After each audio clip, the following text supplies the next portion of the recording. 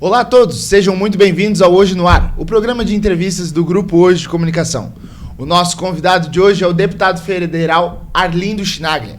Ele é médico formado pela Universidade de Brasília, foi presidente do Sindicato dos Médicos de São Paulo e foi eleito deputado estadual em 1990. Em 1994 foi eleito deputado federal para o seu primeiro mandato e desde então está em seu 8º mandato. Foi presidente da Câmara dos Deputados entre 2007 e 2009, chegando a ocupar, inclusive, a presidência da República por um momento em 2007. Seja muito bem-vindo, deputado. É um prazer te receber aqui. Obrigado, Leonardo. Bom dia a todos os que nos assistem. É um prazer. Deputado, a gente está falando aqui em off que a sua carreira como político é uma carreira muito longa. Eu queria que o senhor falasse um pouco, desde o momento que você assumiu uma cadeira no Legislativo, quais foram as principais mudanças que o senhor viu no país, de lá para cá? Bem, eu assumi o primeiro mandato na Câmara Federal, como você relatou, em 1995. Então, era um processo pós-constituinte, no momento onde havia uma ascensão do movimento pela democracia, movimento sindical, movimento popular, etc.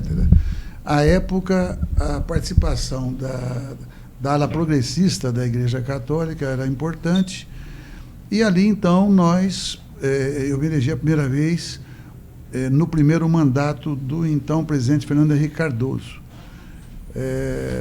E o que mudou a partir dali? Veja, em praticamente todo o século XX, a grande discussão e a grande disputa era o papel do Estado.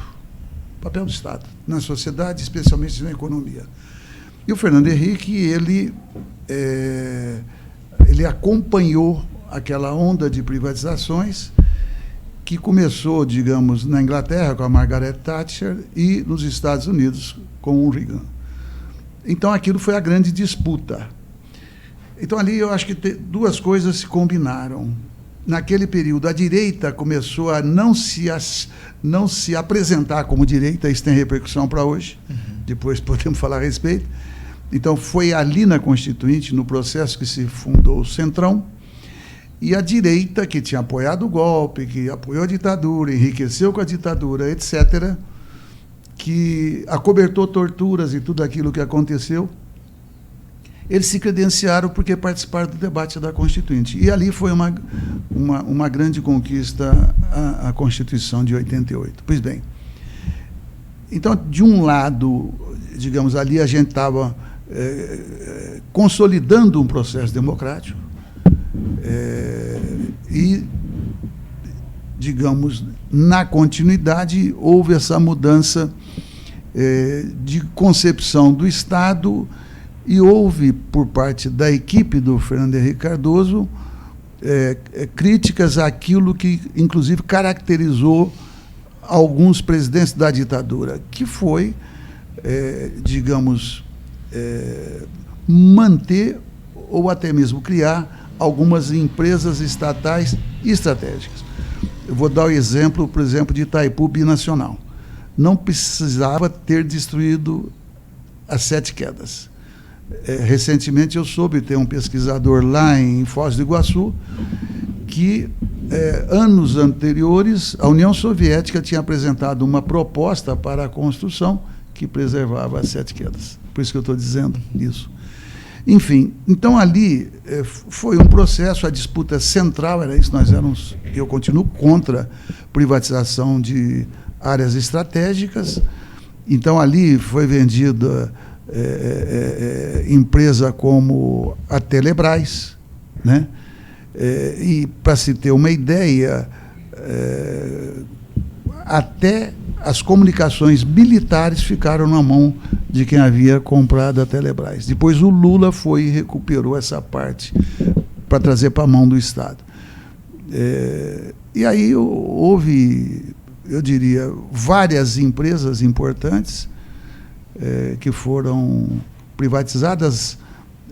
A Vale, ela, à época, e acho que até hoje, ela vai fornecer minérios por 400 anos. Né? Então, aqui no estado de São Paulo, quando o Covas ganha as eleições, ele atribuiu ao governo federal, mas ele participou, evidentemente, da privatização do Banespa, e assim foi. Então, esse foi um período do Fernando Henrique, né? Antes foi o Itamar Franco, que assumiu quando o Tancredo... Não, ali foi o Sarney. E depois foi o Collor, o Collor, e aí vem o Itamar, e aí vem o Fernando Henrique, que foi, digamos, aquele que obteve a fama e votos pelo Plano Real. Então, esse foi um momento de transição. Na continuidade, chega um momento que o Lula ganha as eleições, e aí é um período curto, né?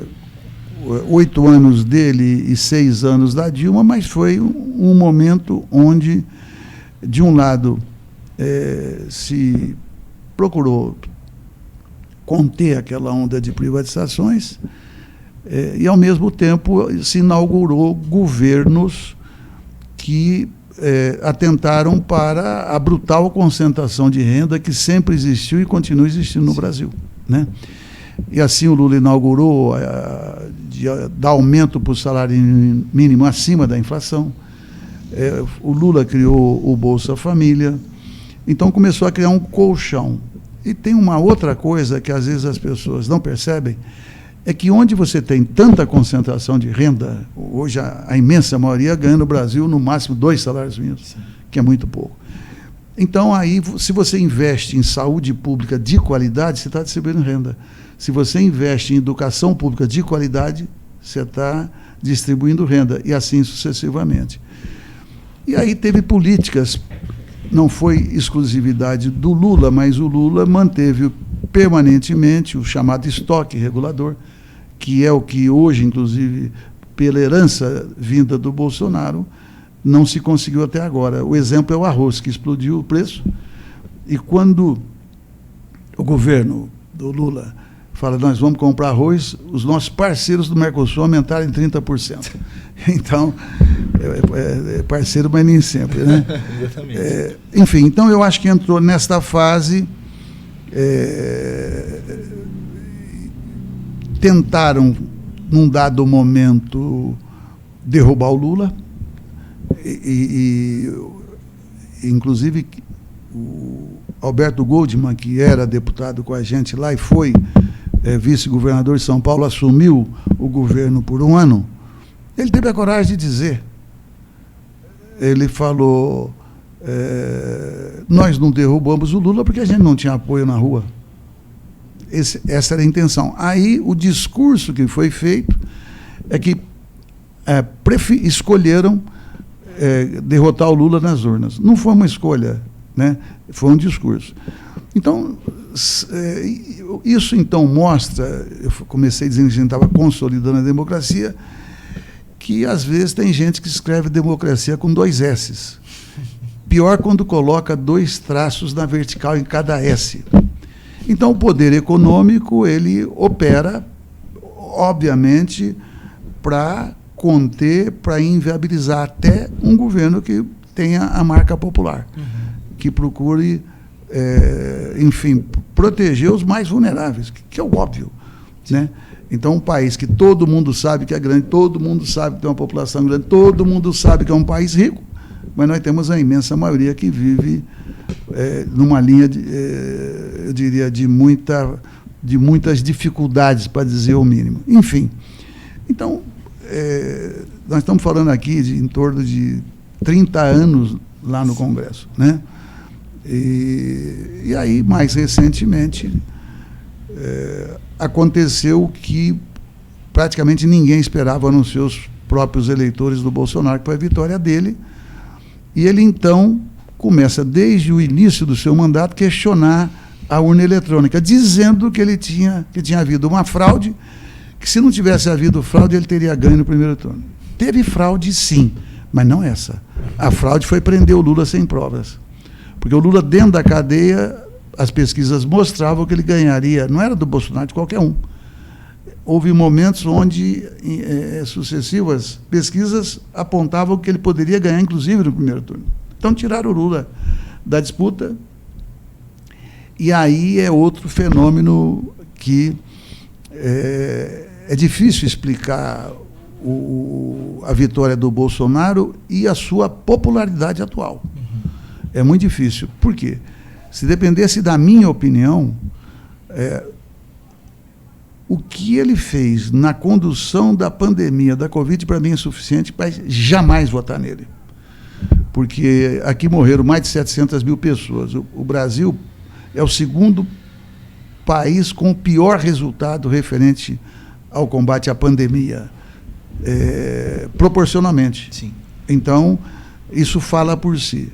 Mas só para recuperar, ele não usava máscara, provocava aglomeração de pessoas, ele fazia de caso pensado, né? Ele não comprou vacina no tempo certo. Quando pôde, a OMS tinha um programa, ele podia ter comprado 200 milhões de doses, e ele não comprou, porque isso dava para vacinar metade da população brasileira 2 vezes, quando se falava ainda em fazer 2 doses, agora já estamos na 4ª, está começando a 5ª dose, e ele comprou o correspondente a apenas 10% da população brasileira. Então ele comprou 5 vezes menos do que deveria ter comprado e teve a chance de comprar. E quando ele imita um paciente dispneico, né, com falta de ar, pela Covid, aquilo ali é a degradação total do que um ser humano possa fazer. Eu estou dizendo, então, mas se você pegar, ele governou para os ricos, né? Vou dar um exemplo. A privatização, por falar em privatização, da Eletrobras, é uma empresa que vale mais de 400 bilhões, ela vale, e foi vendida, foi privatizada por menos de 40 milhões. Eles arrumaram uma forma esperta. O que foi a fórmula esperta? Você tem um determinado número de ações. Naquele determinado número de ações, você é o governo, você tem 52% das ações com direito a voto.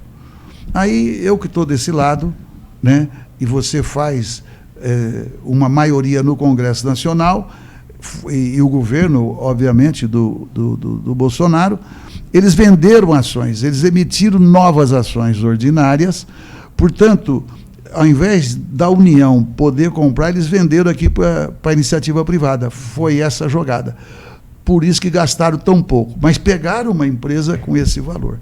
E, para piorar, a União, né, ficou com 42% das ações ordinárias, mais 30% destas, né, aliás, 3/4, né, são 42%, apenas 10% tem direito a voto, esterilizados os 30% outros. Bom, para piorar esse quadro, eles anteciparam a concessão, porque essas empresas precisam de concessão do Estado. Então, eles amealharam ali 400 bi mais 600 do que vale a concessão ou mais. Eles pegaram, então, R$1 trilhão, assim, provocativamente brincando. Então, é melhor comparar assim, foi igual tomar doce da mão de criança, tomaram do povo brasileiro.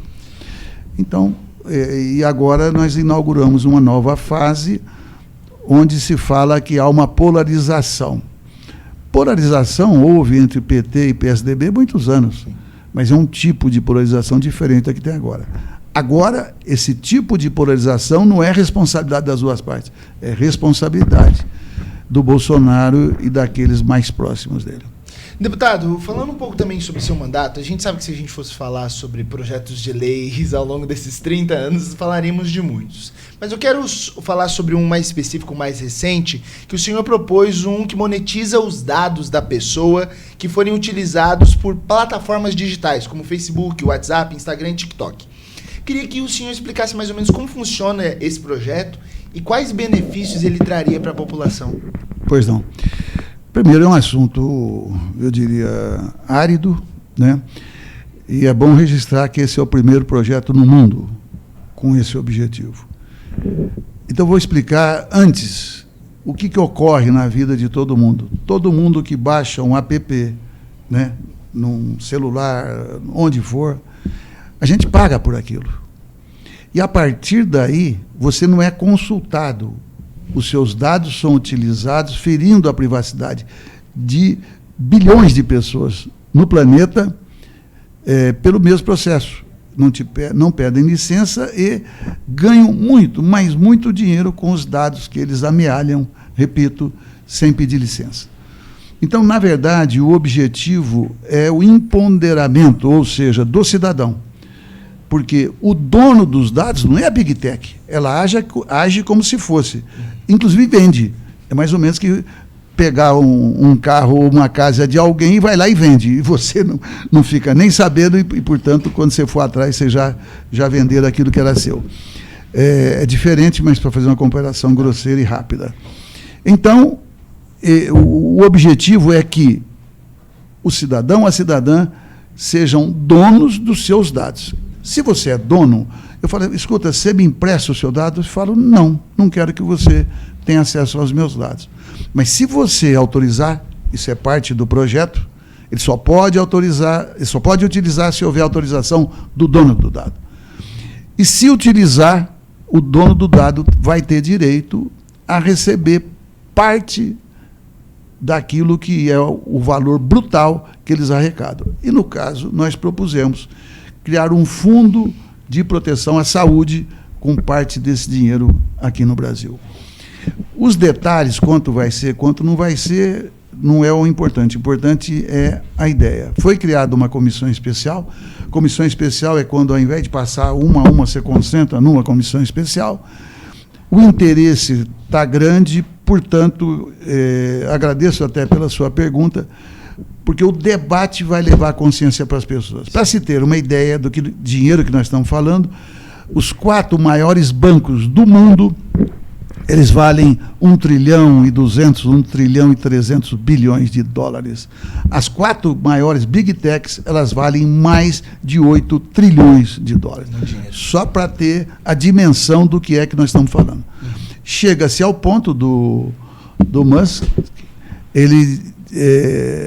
Elon Musk, né? Ele dizer, e está escrito agora com esse golpe que houve na Bolívia, né, que a tentativa de golpe, que felizmente, pelo menos até agora, foi derrotada, ele diz que eles dão um golpe a hora que quiser e assume. Quer dizer, ele é um cara de extrema-direita, com dinheiro brutal, e é capaz de falar isso e não está preso. Né? Exatamente. É muito poder na mão de pouca gente, né? Exatamente. E deputado, falando um pouco também ainda sobre a questão da sua carreira como político, você teve em um momento, em 2007, uma oportunidade ímpar.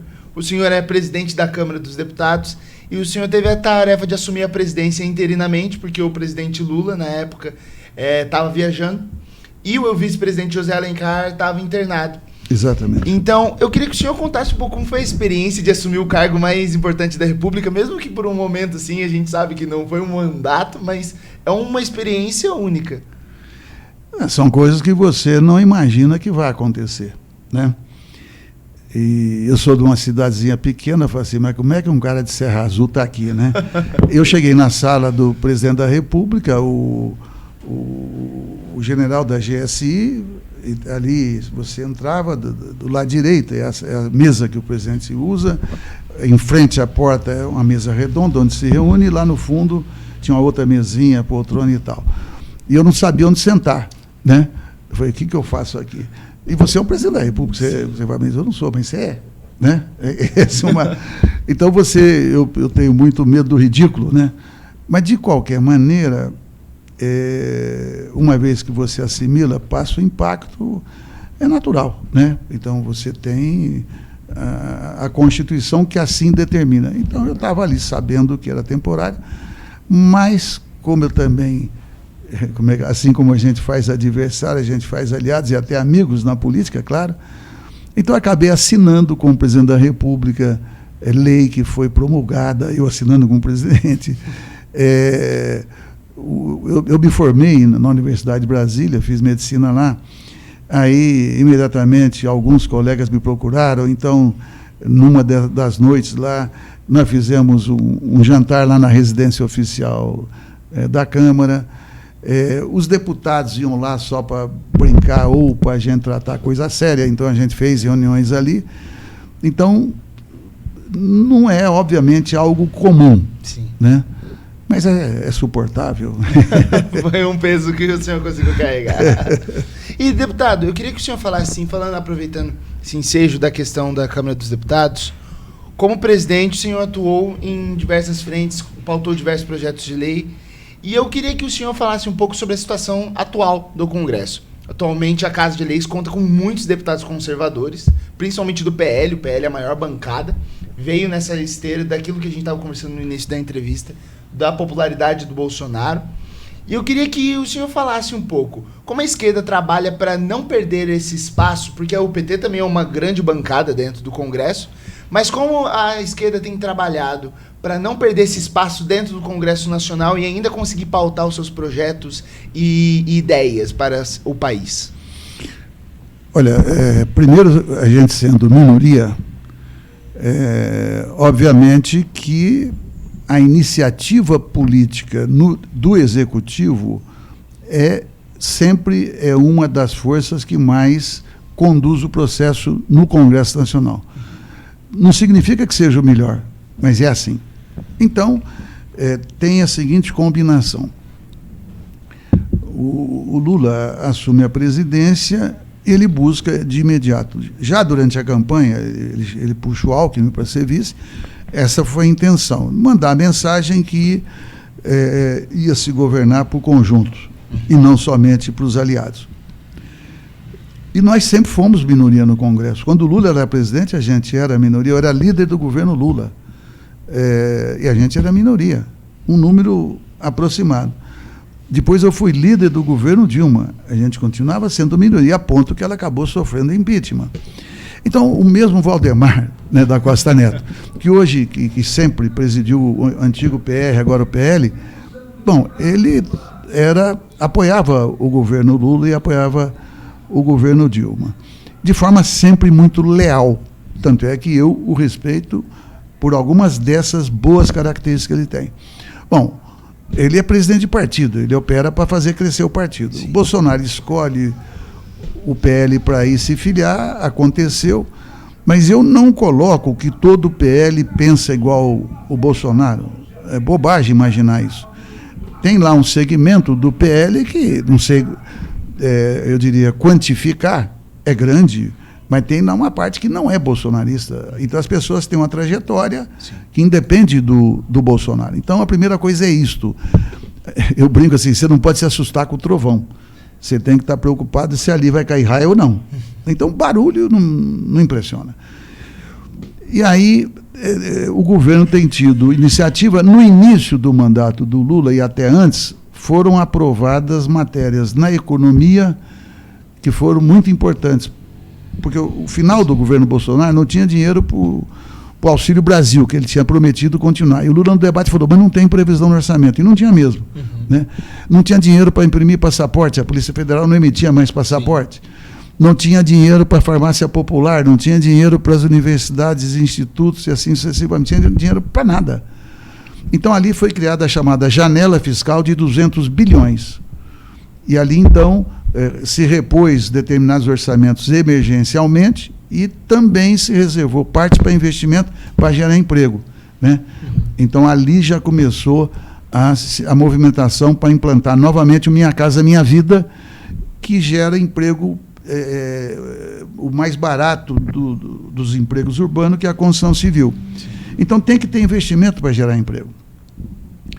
Então, assim, o governo Lula é um governo sitiado, porque ele assume o governo numa condição completamente diferente do que ele assumiu nas vezes anteriores. Exemplo, a autonomia do Banco Central. Então você tem ali 9 diretores, se não me engano, que mandam mais do que o presidente e o Congresso Nacional, todos juntos. Eles determinam a macroeconomia do país. É uma aberração. O Serra, que foi senador, governador, foi deputado, ele sempre foi contra, com razão, a autonomia e ou independência do Banco Central. Porque as pessoas usam um argumento técnico. Não, mas você não vai ter influência da política. Mas como que você elege alguém para comandar o país, como é que você não quer influência política? Então você quer castrar aquele em quem o povo deu o cargo e, portanto, a responsabilidade? É disso que se trata. E a maior prova que a gente precisa divulgar é que o atual presidente do Banco Central, o Roberto Campos Neto, eles se apresentam como técnicos, né, isso sem sofrer nenhum tipo de influência. Alguém acredita que eles têm, de fato, independência do sistema financeiro? Precisa ser assim, muito crédulo, inocente. E aqui eu vou dar um elemento que não deixa para mim nenhuma dúvida. Veja, a mídia já tem um nome na praça para disputar com o Lula ou para esperar o Lula fazer o segundo mandato, que é o governador Tarcísio de Freitas. Porque a mídia bate no Bolsonaro, mas não bate na política de privatização do Bolsonaro. Não, digamos, não precisava assistir ou ouvir 2 noticiários na época que o Bolsonaro fez a reforma da Previdência, que detonou a possibilidade dos pobres se aposentarem, porque ora está empregado, ora está desempregado, às vezes está trabalhando, mas não tem carteira assinada, não consegue pagar por mais de 40 anos a Previdência, portanto, não vai se aposentar. Inclusive, muitos estão desistindo porque sabem que não vão conseguir pagar. Então, não fortaleceu a Previdência, enfraqueceu a Previdência. Voltando, então, quando existe essa... E hoje o presidente do Banco Central, ele frequenta o Congresso Nacional, notadamente o Senado, para evoluir na concepção dele, eu vou dizer, para involuir de autonomia para a independência do Banco Central. E eu estava dizendo, a mídia já escolheu o seu candidato do coração, né? E do cérebro também, eles querem ganhar dinheiro. E aí, no caso do governador Tarcísio, o que eles fazem? Ele faz um jantar e estava lá o Roberto Campos Neto. Conversa vai, conversa bem. Isso foi divulgado. E o Campos Neto se oferece para ser o ministro da Fazenda do futuro presidente, hipoteticamente, pode ser o Tarcísio. Então ele faz, por caminhos diferentes, a mesma coisa que o Moro fez. Ele vende o seu passe e compromete a economia do país. E coloca o Brasil ainda com a 2ª maior taxa de juros do planeta. Veja, você pode, em algum momento, aumentar juros para conter a demanda. Né? Você segura, porque senão o consumo demais aceleradamente pode elevar a inflação. Mas o Brasil estava quebrado, o povo quebrado no sentido assim, sem dinheiro nenhum. Não tinha demanda. Não tinha demanda. Então, como é que você aumenta juros? A troco de quê? O único que vai ganhar dinheiro ali vai ser o mercado. E aí tem a combinação, né? Então, hoje você lê na imprensa, né? O mercado se orienta para fortalecer o Haddad. Bom, alguém imagina que o Haddad faça algo sem consultar o presidente da República, o Lula? É óbvio que não. Mas quando o Lula diz, olha, o mercado não vai me domesticar, não vai me pautar, né?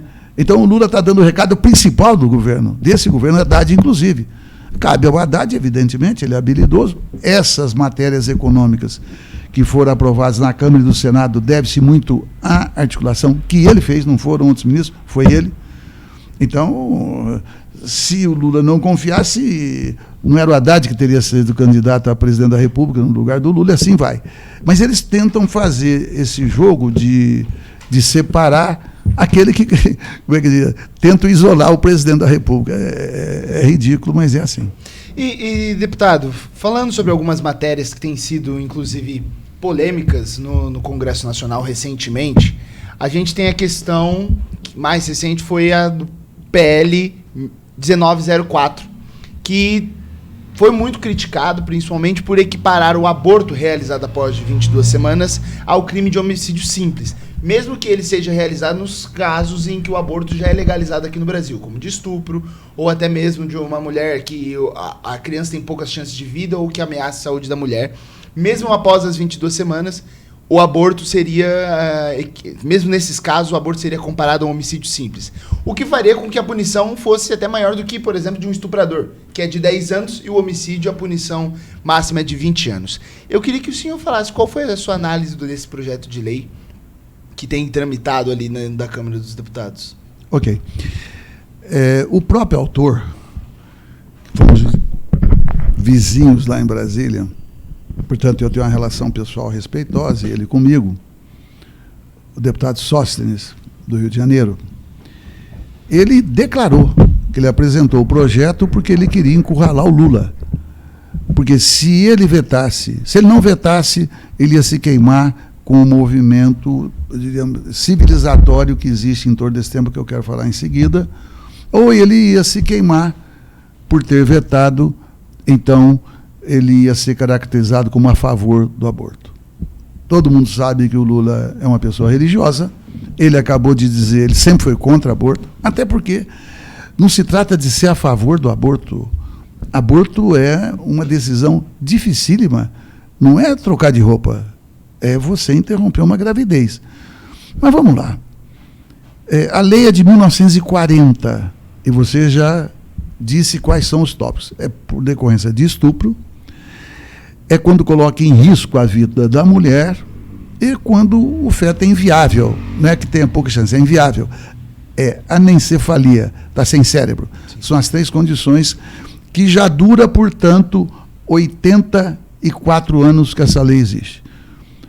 Teve momentos que, digamos, já pegou pelo menos 2 ditaduras nesse período. E, portanto, eu diria, isso se equipara, e não é a legislação mais liberal, aos países no mundo inteiro. Agora, vamos raciocinar um pouquinho mais. Quantos por cento da população brasileira é cristã? 90%? Vamos colocar 90% para fazer um raciocínio apenas. Portanto, 90% das mulheres também são cristãs. É assim? Bom, alguma menina, moça, alguma mulher, na sua criação, na sua educação, na sua existência, a mãe e o pai ensinam a fazer aborto, estimula a fazer aborto? Não consegue. Claro que não. Claro que não. Então, a autoridade, aquilo que aprendeu em casa, que é o principal ensinamento que uma pessoa recebe, é em casa, não é fora, não. Não tem igreja, não tem escola, não tem código de ética. É em casa que cada um faz o seu caráter. Então, em casa já não foi suficiente. Bom, está cheio de pastor e padre, não conheço nenhum, atualmente, que defenda aborto. Podem até engravidar alguém, como de repente aparece aí ou um padre ou um pastor criminoso, que não representa o conjunto. Eu estou dizendo, até isso a gente sabe o que acontece. Sim. Acabou de fugir aí um pastor que estuprou 4 pessoas, crianças ou adolescentes vulneráveis. Pois bem, então, não aprende em casa, não aprende na igreja. A mídia fica estimulando, faça o aborto, interrompa essa gravidez. Não existe isso. Então, o que é que leva, portanto, é porque outras mulheres vão dizer, olha, faça um aborto porque é bom fazer o aborto? Conversa mole. As mulheres fazem, às vezes combinado ou não com o pai, por uma situação que para alguns pode não justificar, mas para quem fez, justificou. Bom, aí você se coloca na condição de julgar quem fez. E no debate na Câmara surgiu argumentos muito sólidos. Como é que os homens querem decidir? Algum homem aceitaria, digamos, que ele não fosse o dono do seu corpo? Vamos esquecer, mulher. Algum homem aceitaria? Fala, não, você não pode fazer filho. Para dar um exemplo. Ou você é obrigado a fazer filho. O homem aceitaria? Acho que não. Então entra uma outra discussão que a extrema-direita reage muito, que é o discurso que as mulheres têm, com razão, de que ela é dona do seu corpo. Então, eu não estou... E outra coisa, a lei existente, ela não estimula, ninguém defende o aborto. Do que se trata? É descriminalizar o aborto. Porque, veja, eu sou médico. Eu ainda no 5º, 6º ano de faculdade de medicina, se você tinha um aborto chamado inevitável, você tem o dever de curetar o útero, limpar, porque senão ali pode dar problema de saúde futuros. Sim. Bom, eu vou dar um outro exemplo. Quando você, não é exemplo, é argumento, eu acho. Quando você vai para essa discussão, e a pessoa atribui a quem fez o aborto o crime de homicídio, que você aqui já informou, e fica a seguinte situação: a vítima que foi estuprada, se fizer o aborto, ela tem uma pena maior depois da 22ª semana do que o que estuprou. Isso é uma aberração. Então você pune mais a vítima do que o criminoso. E aí teve uma síntese que eu acho que tem que fazer todo mundo pensar. Criança não é mãe, estuprador não é pai. E de fato não são. Você jogar uma responsabilidade. Aí vem a questão da 22ª semana. Por que isso, se você fica imaginando, incomoda, mas incomoda aborto para qualquer um. Eu estou dizendo, eu como médico faço aquilo que a lei permite e aquilo que eu sou obrigado a fazer, inclusive. Sim. Agora, se você ficar imaginando, nunca é agradável. Não é isso? Bom, quando dessa discussão, e você fala, você está matando um feto. Bom, quem é que sabe com certeza quando a alma está ali? Primeiro, pode ser uma doutrina, mas provar, ninguém prova. Mas eu vou piorar o aperto que eu quero dar aqui. Veja, desde quando se estabeleceu a ciência e com a concordância mundial a tese de morte cerebral, com morte cerebral, a família generosamente autoriza o transplante. Mas vem cá, o cérebro parou, o coração continua funcionando, o rim continua funcionando. Significa, então, que dá para concluir que a alma está no cérebro? Porque se a alma estiver no corpo todo, como é que você abandona aquela parte que se diagnostica como uma morte cerebral e você, então, usa aquela outra parte? A alma não está lá? Eu sei que é um raciocínio provocativo que nunca vi ninguém fazer. Ou seja, são dramas humanos que devem assim ser entendidos. Porque aqueles que apontam o dedo parece que são santos. E santo na sociedade atual é uma coisa rara, muito rara. E, portanto, como eu me posiciono? Dessa maneira, eu acho que a lei, ela é, eu diria, a nossa brasileira, menos liberal do que outras existentes no mundo, mas para o Brasil atual eu acho que ela deve continuar. Até porque aqueles que não querem discutir e comparar governo, então fala-se dos chamados temas comportamentais. Aborto é um, não é isso? Sim. E às vezes você vai discutir ou dialogar com alguma pessoa e ela está doutrinada dessa maneira, você fala, ela vira para assim, mas e o aborto? Né? Aí você fala, mas e a Venezuela? Eu não estou dando esses dois exemplos por acaso, vou explicar agora. Eu disse há pouco, não conheço nenhum padre, bispo, pastor que defenda o aborto. Mas o Malafaia já defendeu o aborto. Depois você, que é um estudioso, você, por favor, verifique. Se alguém te perguntar, você vai dizer onde é que está escrito isso. A internet hoje ajuda nisso. Ajuda bastante. E a Igreja Universal, quando fala da Venezuela, a Igreja Universal está apoiando o Maduro lá na Venezuela. E chego aqui, parece que eu que estou trabalhando pelo Maduro, né? E sou eu que estou defendendo publicamente. Eu que estou falando no sentido de quem tem uma posição semelhante à minha, que nós estamos defendendo o aborto. Então, assim, quando eu falo, é porque são fatos. Sim. Entendeu? Então, antes de pensar que eu estou criticando, eu estou relatando, que são fatos inquestionáveis. Né? E até porque quem pautou isso a primeira vez foi aqui no estado de São Paulo, que foi na disputa onde o Serra estava participando. O Serra levantou o tema do aborto. E o Serra nunca foi de extrema-direita, nem vai ser. Né? Era um cara que no passado foi de esquerda. Então, essas pautas, eu diria, é para jogar fumaça nos olhos do povo.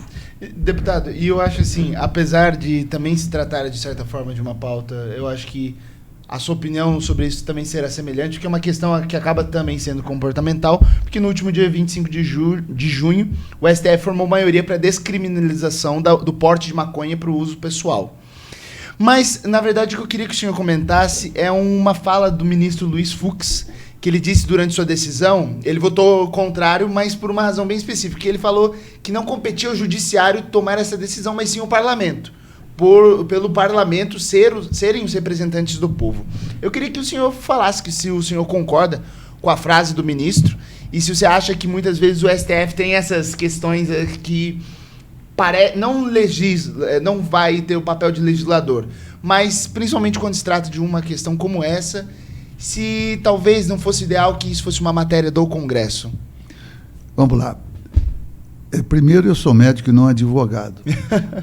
Portanto, eu vou terceirizar, eu vou subir o sarrafo. O presidente do Supremo Tribunal Federal, Barroso, ele disse que é um assunto tipicamente do Supremo Tribunal Federal. Certa feita, eu era presidente da Câmara e eu tomei a iniciativa de fazer um evento referente à edição do Ato Institucional número 5. Convidei o presidente do Supremo Tribunal Federal, à época Gilmar Mendes. Ele foi, ele provavelmente devia ter um tipo de impressão a meu respeito, como eu também tinha um tipo de impressão a respeito dele, mas ele fez uma frase que me chamou a atenção e eu registro sempre dando crédito. Ele fala assim, olha, a última palavra é do Judiciário, é do Supremo. Não significa que ela esteja correta. Então, veja, se você tem uma estrutura de poder, eu estou evitando, de forma, eu diria, que talvez no passado eu fizesse, dizer, olha, o que ocorre na relação do parlamento, tanto com o executivo quanto com o judiciário? É que o parlamento, na minha percepção, ele tem muito mais força do que ele usa.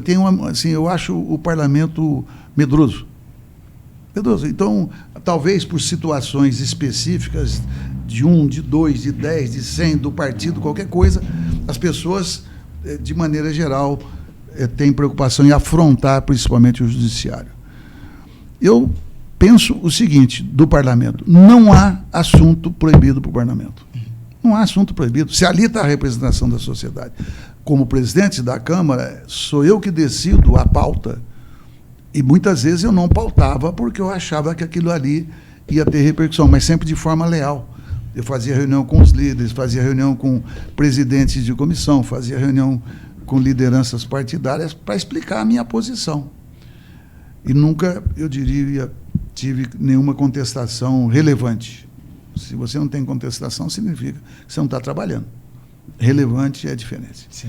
Então, assim, e depois que o Supremo e o Tribunal Superior Eleitoral tiveram um papel decisivo no enfrentamento ao absurdo pela mentira do voto impresso, que aquilo era auditável, aquilo ali era a antessala de se tentar dar um golpe no dia das eleições.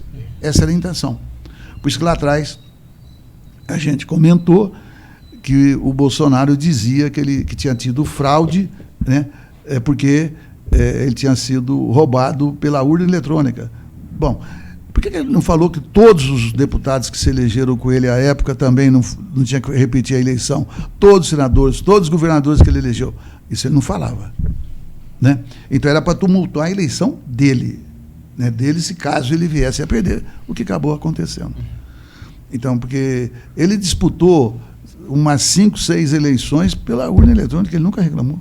Os filhos dele, sim, os aliados dele. Tanto é que o Centrão, o Lira, todo mundo saiu dizendo, não, o resultado é legítimo. Mas O pior é que muita gente acredita no que o Bolsonaro fala sobre qualquer assunto. Sim.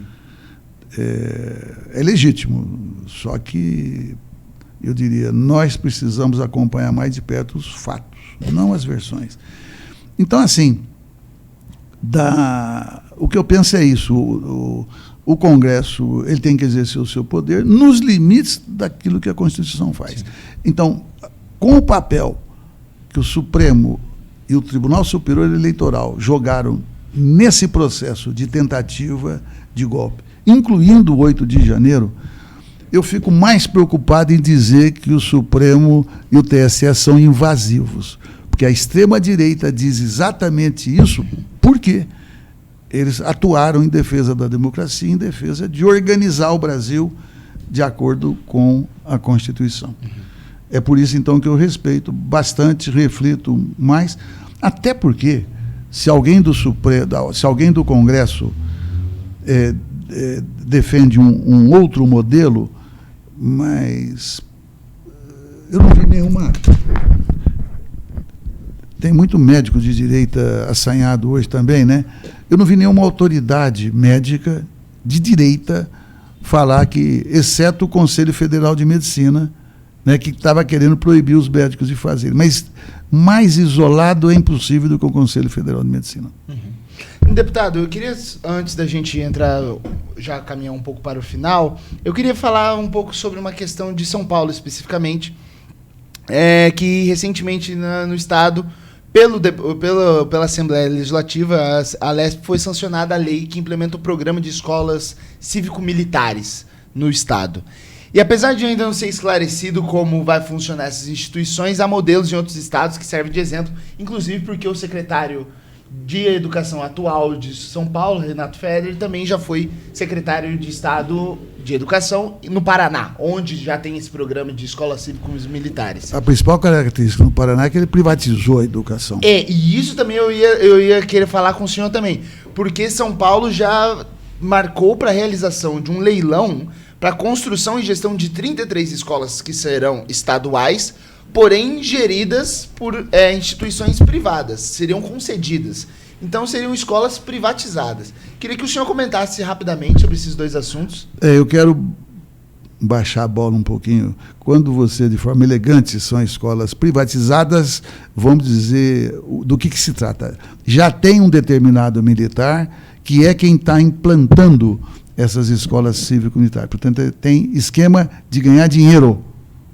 Ponto. É disso que se trata, então, para deixar mais claro, e você foi bem claro já. Segunda coisa, qual que é o principal argumento para ter uma escola cívico-militar? Me diz aí você, Leonardo. Costuma-se dizer, dentro dos meios, que se trata de uma escola mais organizada, com disciplina. Mais disciplina. Isso.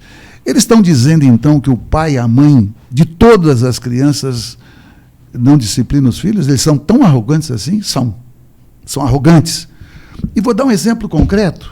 Você pega um menino, uma menina adolescente que começa a trabalhar com 13, 14, 15 anos, lamentavelmente, sim, mas trabalham de dia, estudam de noite.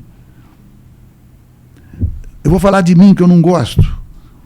Meu pai era motorista de caminhão.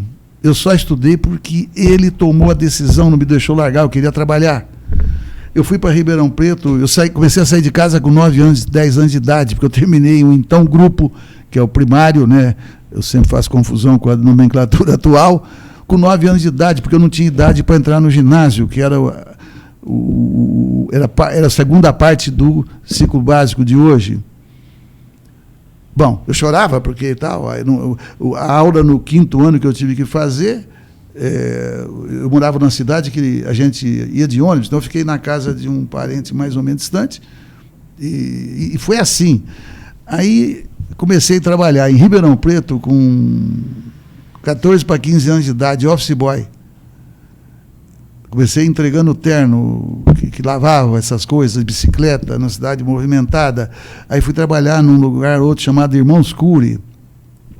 Depois eu fiz concurso, entrei no Banco da Lavoura de Minas Gerais com 17 anos. Então eu trabalhei a vida inteira. E estudava à noite. acabei entrando numa faculdade de medicina pública, numa universidade pública. Na época tinha muito menos. Hoje o Brasil tem mais de 400 faculdades de medicina. A brincadeira que se faz é que alguém liga e fala, alô, de onde fala? Aqui é da faculdade e tal. Desculpe, foi engano. Não, você já está matriculado. Então, nós temos mais faculdades de medicina do que a China. Nós só perdemos para a Índia, que tem 3 bilhões e 400 milhões de habitantes. Porque dá muito dinheiro.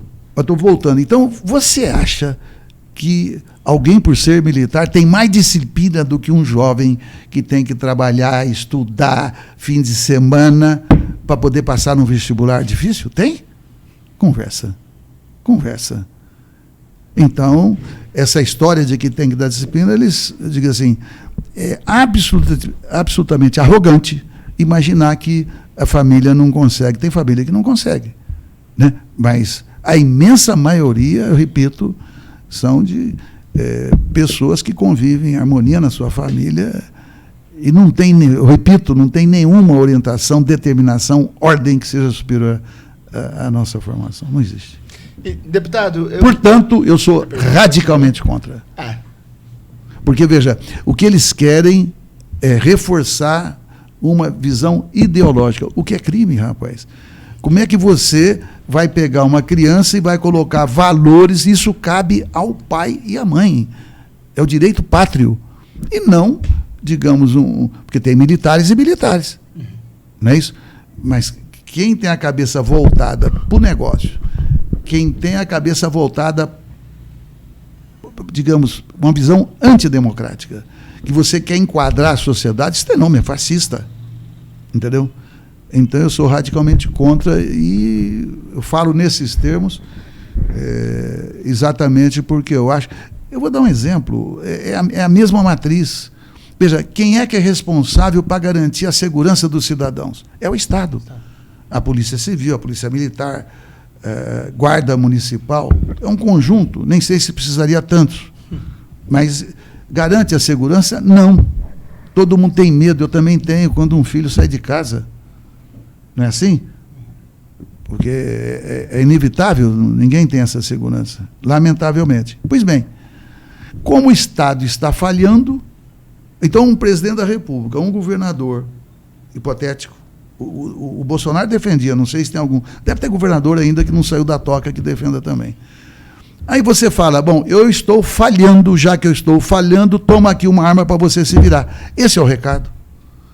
Aí uma mãe sai com pressa para levar a criança na escola, aí de repente ela volta, peraí que eu esqueci meu revólver aqui, o 38 meu aqui. Rapaz, é muito ridículo. Então, é esse tipo de escapismo que buscam com a escola cívico-militar. Vou fazer um desafio. Eu quero que eles apontem, quem estiver nos assistindo, ouvindo, me aponte uma única instituição que ofereça um ensino mais qualificado do que os institutos federais. Sabe por quê? Eu estou dizendo isso. Tem um modelo de medição chamado PISA, um exame mundial, que você mede a qualidade da educação. A qualidade da educação no Brasil é muito ruim mesmo, no Brasil, no conjunto. Então, quando o Brasil está na disputa, nós estamos lá na rabeira. E é um desafio, precisamos mudar isso aqui radicalmente. Porque os professores foram vítimas dos maus alunos, só que eles continuam fazendo outras vítimas. Não generalizo, estou falando que o resultado é esse. Então, nessa medição que faz esta entidade PISA, nós estamos muito mal. Mas se a gente tirar todos os equipamentos de educação, todas as instituições, e deixarmos apenas os institutos federais, o Brasil se equipara à Coreia do Sul, que é um exemplo mundial de boa educação. Lá foi um déspota esclarecido, foi um cara que não era exatamente um exemplo de democracia, mas ele teve o vislumbre de revolucionar a educação na Coreia do Sul. Então, quero saber qual é a escola cívico-militar que vai encarar a qualidade do Instituto Federal. Qualquer um. E a gente tem um exemplo, por exemplo, do Ceará, que é o estado com uma das melhores educações do Brasil, se não a melhor, e não há um programa de escolas cívicos militares no estado. Eu tava parabéns para você pela sacada, você é vou brincar aqui, não vou falar que é gatilho rápido, mas raciocínio rápido. E o ministro Camilo Santana Recentemente ele foi lá na Câmara. Quem estava presidindo era o Nicolas, um rapaz de Minas Gerais, bolsonarista, radical, e o ministro falou contra, na frente de todo mundo, ninguém questionou. Ninguém. O ministro foi governador do Ceará, inclusive. Então, não só ali o nível de ensino é elevado, a tal ponto que foi criado um ITA lá, o Instituto Tecnológico da Aeronáutica, que é uma outra escola de excelência, e essa, digamos, ela surge exatamente num projeto de desenvolvimento regional e com participação direta dos militares. Então, você percebe? É que você me obrigou a antecipar essa fala, né? Mas gostei muito.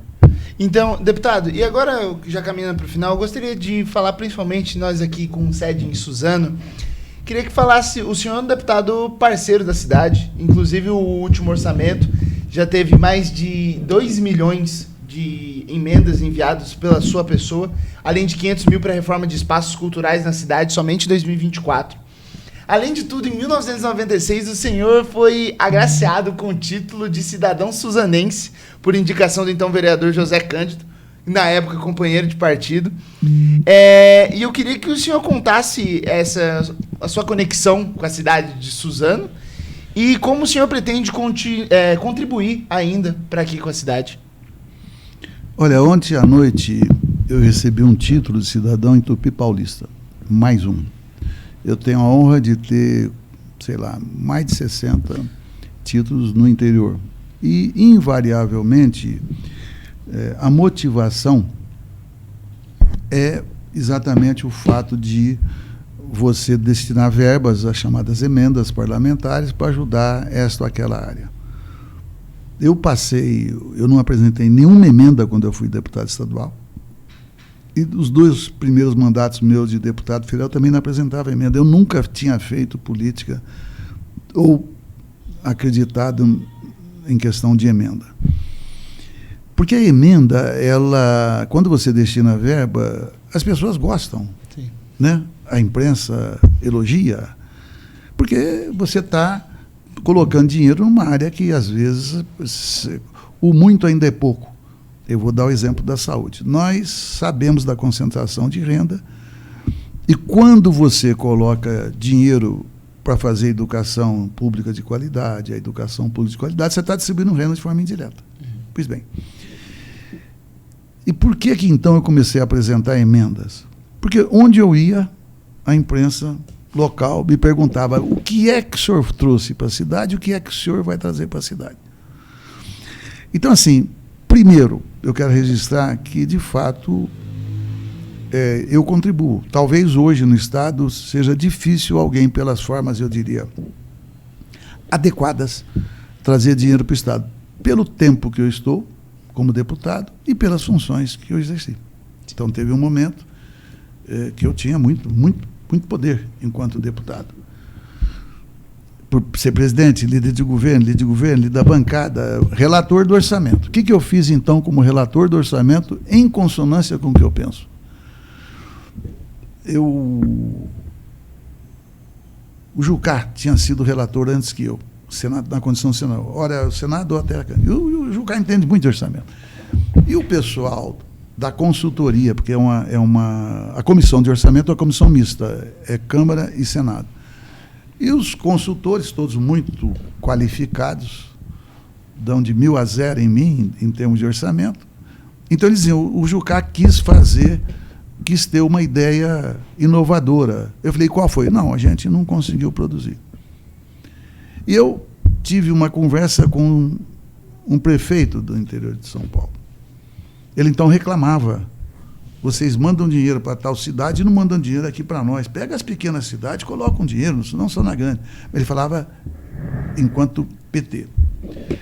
Aí inventei aquilo que seria emenda de iniciativa popular.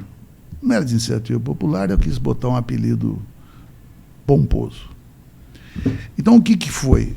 Eu peguei todos os municípios brasileiros até 50 mil habitantes, eles iam receber verba independente de emenda. Qual que era a exigência única E eu mandei um ofício para todos os presidentes de Câmara de Vereadores e para todos os prefeitos. A única exigência era fazer uma audiência pública na Câmara de Vereadores, chamada pelo presidente e pelo prefeito, para que a população decidisse onde é que ia ser colocado o dinheiro. Quanto de dinheiro? Município até 5 mil habitantes receberiam 300 mil, de 5 a 10, 400, de 10 a 20, 500, de 20 a 50, 600 mil. Isso há 13 anos atrás. Portanto, era um valor bem maior, bem mais significativo. Dentro da bancada do PT teve resistência. É injusto eu não dar nome, mas é desagradável eu dar nome. Injusto porque parece, você fica todo mundo, quem? Eu não posso falar. Mas nós, então, na bancada do PT teve um enfrentamento, e a bancada do PT, na minha opinião, à época, por maioria, decidiu que o dinheiro deveria ir só para a saúde. Isso matava parte do que eu queria, que era exatamente a população decidir. Porque eu quero aproximar a população do principal debate, onde é que vai o dinheiro. Não adianta o prefeito, o presidente, o governador, o deputado, quem for. Não, a nossa prioridade é a saúde e a educação. Você olha o orçamento que você vai saber se é ou não. Não é isso? Você vai colocar dinheiro onde é prioridade. Mas e o que eu queria também era colocar a população para vigiar o executivo. Então, vamos imaginar, naquela primeira fase, escolheram reformar 3 escolas e vão gastar ali os 500, 400, 600 mil à época. Um pedreiro experiente fala, isso aqui está muito caro, eu faço aqui pela metade do preço. Ou não é assim? Sim. Então você ia combater os esquemas que podem e dizem que tem muito por aí. Pois é. Mas acabou sendo aprovado, bateu recorde de emendas, teve mais de 4 mil emendas, os municípios todos mandaram, e eu diria, a Dilma não vetou, mas como foi tudo para a saúde, o ministro, na época era o Padilha, ele não executou essas emendas, ele perdeu uma grande chance, eu acho. Não sei por quê, mas não executou. Mas isso está na minha cabeça para dizer, então, que não é que eu não perceba a importância de chegar a recurso federal. O que eu não quero é ser medido só por dinheiro. Sim. Porque, veja, aquele que botou 1 milhão aqui em Suzano, mas se ele lá atrás, ele como deputado ou como senador, votou a favor do teto de gastos, que por 20 anos pretendia e impediu durante 6 anos,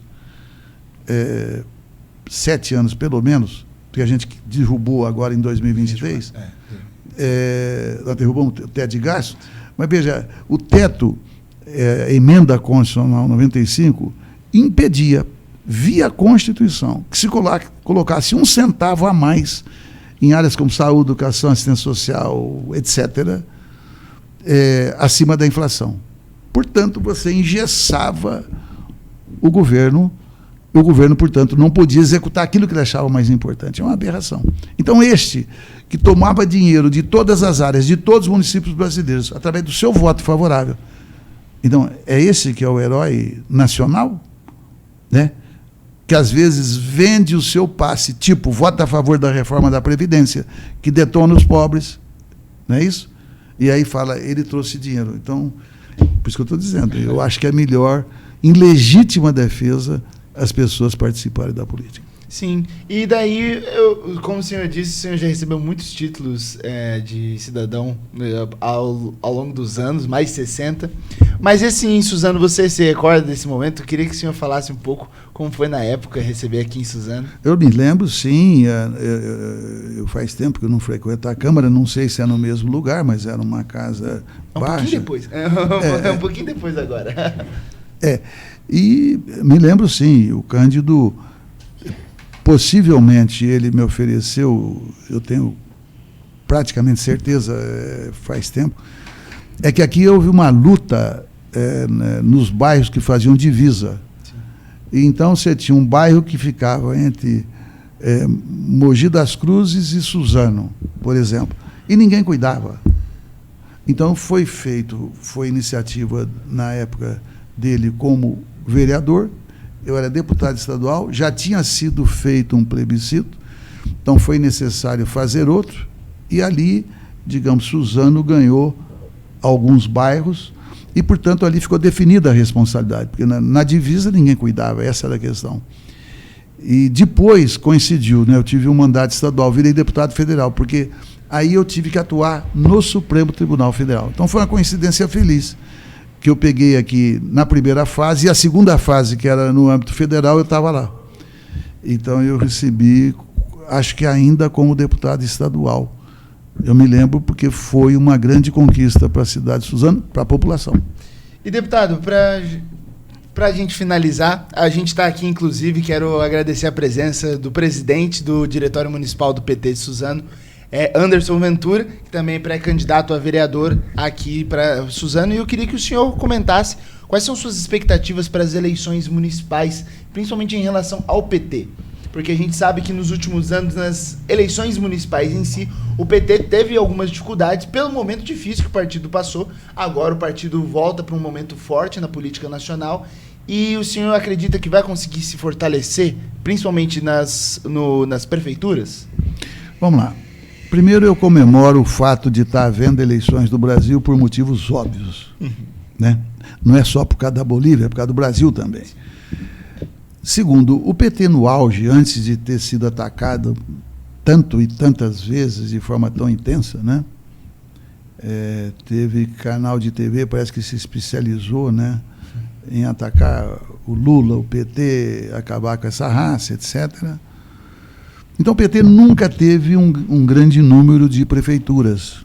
Foi sempre comparativamente, pela força nacional do PT, o número de prefeituras. Houve um momento onde o PT tinha a prefeitura de São Paulo, de São Bernardo, de Diadema, de Mauá, de Osasco, de Guarulhos, então era o cinturão vermelho. E aí o PT pagou um preço alto por esta atitude que resultou, entre outros, no golpe, porque derrubou a Dilma. A Dilma, até hoje, nunca respondeu um inquérito em decorrência da trajetória dela na presidência da República, né? Isso nos trouxe uma situação muito difícil. Na última eleição municipal aqui no estado de São Paulo, o PT fez apenas 4 prefeituras. Então, eu avalio que vai melhorar, mas como por isso que eu disse antes, o PT nunca foi tão bom de ganhar a prefeitura, não é o que me orienta, eu diria, no geral. É importante, mas não é obrigatório, porque você tem dinâmicas locais e tal, vai melhorar para o PT, eu não tenho nenhuma dúvida. Tanto é que eu estava no interior, como acabei de relatar, várias cidades, então o PT está fazendo aliança, ou o PT tem a candidatura a prefeito, outros partidos têm de vice, assim vai. Então vai melhorar, mas é impossível para mim quantificar. Sim. Para qualquer um, eu creio. Bem, a não ser quem seja dono de instituto de pesquisa e pesquise para valer.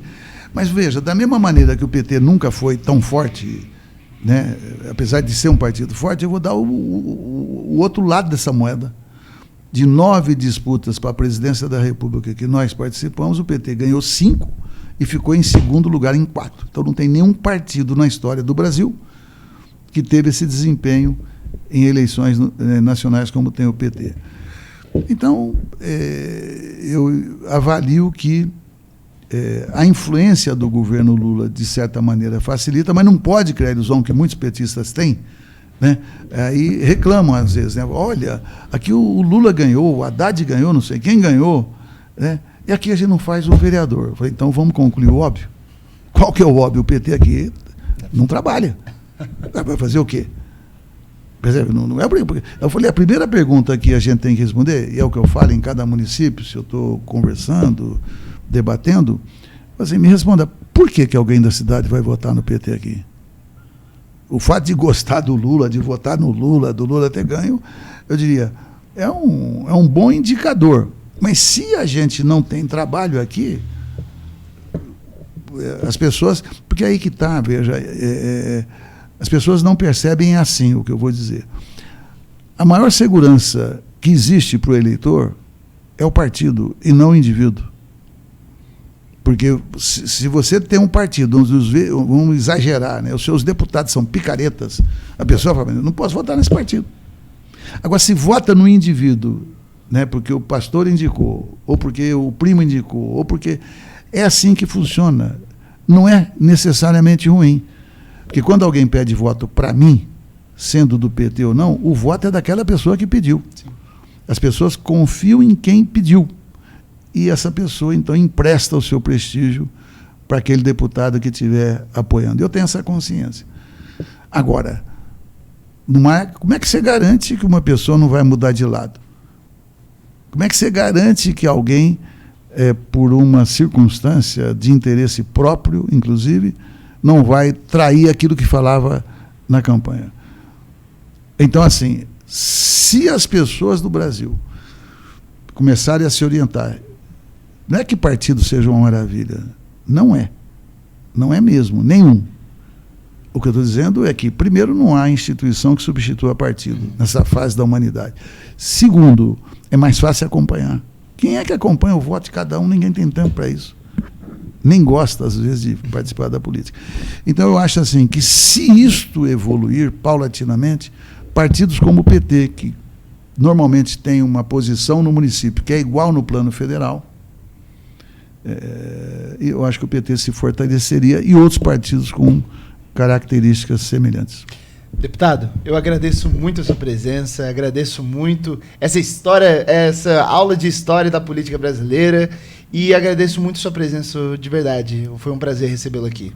Bom, Leonardo, muito obrigado, palavras gentis, e eu diria, eu agradeço também, porque aí nesse tipo de diálogo você levantou temas bastante sensíveis e eu acho adequado, acho correto, acho necessário. Portanto, é uma maneira de eu prestar contas também do meu mandato, porque claro, quando você entra nesse tipo de diálogo, você tem que falar o que pensa. Eu não costumo usar as minhas palavras para esconder o que eu penso. Eu prefiro falar o que eu penso. Foi um prazer ouvir tudo o que o senhor pensa. É um prazer recebê-lo aqui, agradeço muito, agradeço por esse bate-papo, agradeço por sua contribuição e agradeço também a você, que nos acompanhou até o final dessa entrevista. Muito obrigado e até a próxima.